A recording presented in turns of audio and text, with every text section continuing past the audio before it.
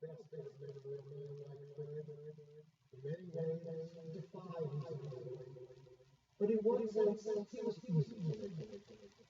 From his time at Yale, where he and Patty first met and where he led a championship pre-team, to the early days, when life was not easy, to the years of raising a family and building his own business, to the golden years when he reaped the rewards of a life well lived.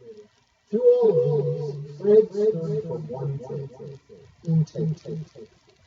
Fred left his mark on so many things: family, friends, the business community, his faith. He was devoted to them all, and he gave it all. Of course, he was generous supporter and a pillar. Because that's just the kind of man Fred was. A man determined to leave the world a better place than he found it. A man unafraid to ask the big questions. A man who dared to take our dreams and make them his own, and then made those dreams a reality.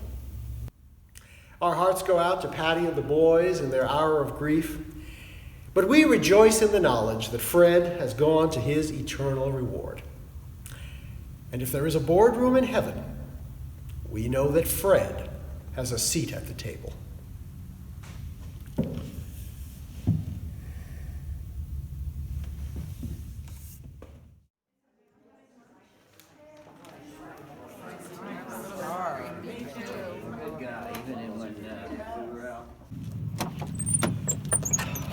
Jay!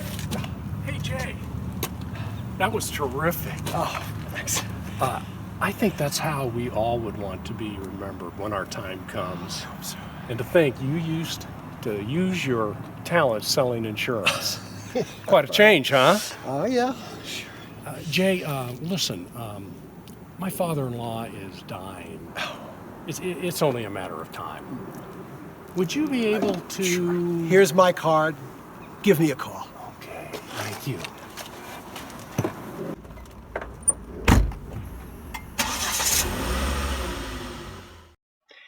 The term eulogy comes from the classic Greek, eu meaning well or true, and logia meaning words or text.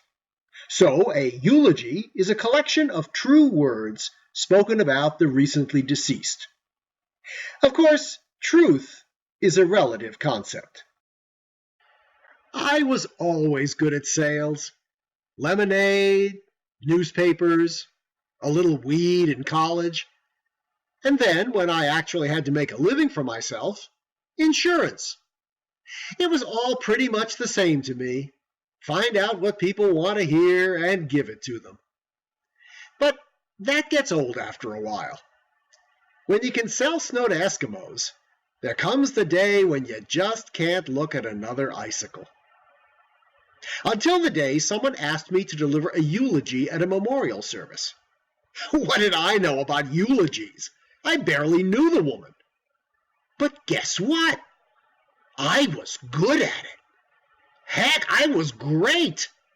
And before I knew it, I was in demand. People I didn't even know wanted me to eulogize other people I didn't even know. And the best part? They were willing to pay me. It was just another form of sales. Find out what people want to hear and give it to them. And the people I was eulogizing, my clients, were in no position to argue with anything I said. The customers were happy, the clients were dead, and I was making out very nicely, thank you. And then there was Cass. And I believe that's how we'll all want to remember Cass. A beloved daughter, a faithful friend, but above all, a child of God. Buffy and George, our hearts go out to you. No parent should ever have to lose a child. But we rejoice in the knowledge that Cass is in a better place.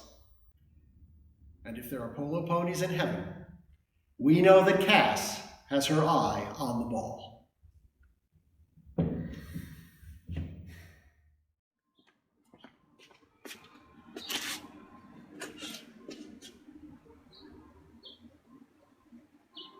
Oh, you must be so proud of yourself.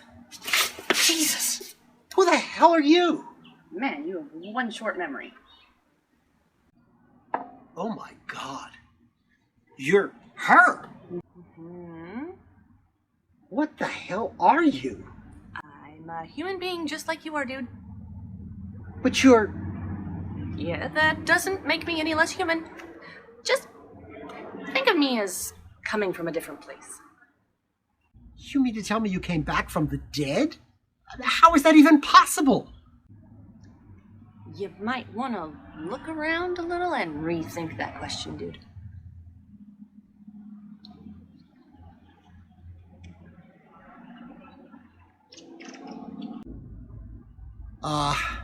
Okay. Wow. So you've met, like, God? Uh-huh. Is he nice? He Sorry. is God nice? Sure, God's very nice. Now, just what in the hell are you? And what was that load of crap you were shoveling in there a few minutes ago?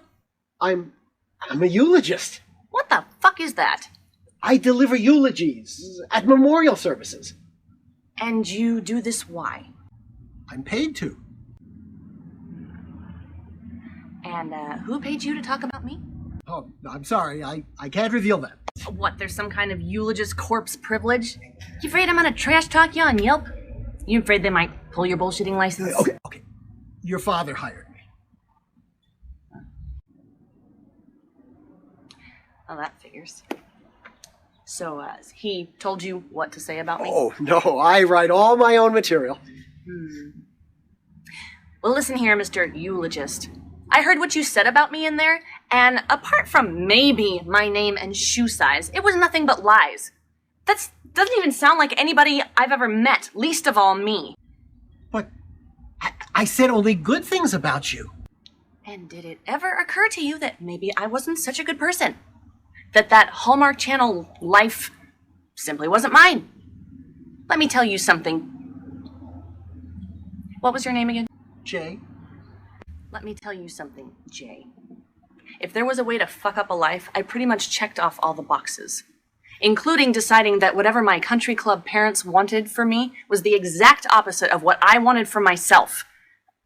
How I wore my hair, the clothes I wore, the music I listened to, the guys I brought home, my grades in school, my so-called jobs. I spent so much time trying to figure out what they wanted me to be. I never figured out what I wanted to be. But they told me you led a wonderful life. No, I had a cushy life. There's a big difference. All bought and paid for with Daddy's money. The further away I got, the more money they threw at me, the more resentful I became. It's a vicious cycle. The little red Porsche was a cherry on top of an obscenely large sundae. I was so wasted when I left the party that I could barely even see the road. I thanked God I didn't take anybody with me when I hit that curve. Yeah. Thank God. No, I really mean I thanked God. Oh, yeah. Was God angry with you? Why would God be angry with me? Well, for throwing away your life. No, Jay. God isn't angry with me, or any of us. God has always loved me exactly the way I was. Did then, does now. Flaws and all, no fine print. It took a bottle of gin and a sharp curve to teach me that, but I finally got it. Well then, good to know. Whoa, and where the hell do you think you're going? Well, I have to... Oh, you think I just came here for a nice little chat? No, you have to go back in there and fix what you did. What you call a eulogy, I call a steaming pile of week-old bullshit. That is not how I live. That is not my life. That's not how I want to be remembered. The only memorial I want is to my life, as I lived it. It's the only lesson I have to leave behind. And you, Mr. Eulogist, are not taking that away from me. Particularly because you've been paid off to do it. But I'm done in there. Oh, no. You are so not done, you miserable excuse for a human being. You are just getting started. You're gonna march your sorry ass back in there, and you're gonna tell those people, every last one of them, who I really was. And when you are done, you are never going to eulogize anyone ever again. And if I don't? And if you don't, I will haunt you for the rest of your shitty little life. You will not have a moment's peace until your memorial. And I have nothing but time. And if I get bored, there are a lot of us where I came from, and we'll all take shifts with you. I just don't know if I can do it. Actually, Jay, I know you can. The question is, will you? It's your chance to grow a pair.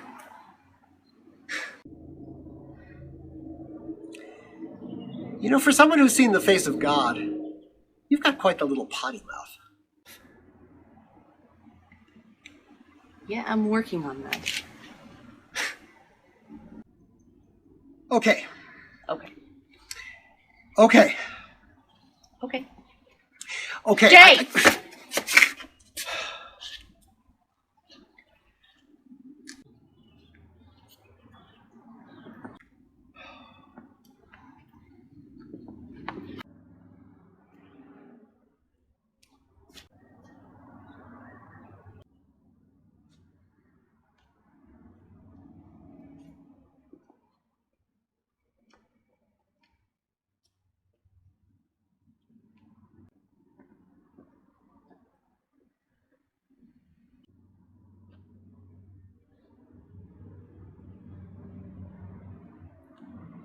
Into thy hands, O merciful Savior, we commend thy servant Cassandra. Acknowledge, we humbly beseech thee, a sheep in thine own fold, a lamb of thine own flock, a sinner of thine own redeeming. Excuse me, can I have your attention again, please? I have something more to say. What I said before about Cass, it wasn't the whole truth. Actually, it wasn't the truth at all. Cass was no more or less of a human being than any of us. She didn't always lead the life she could have, but it was her life, and we can all learn a lesson from the life she led. Let me tell you about the Cass I know. I knew.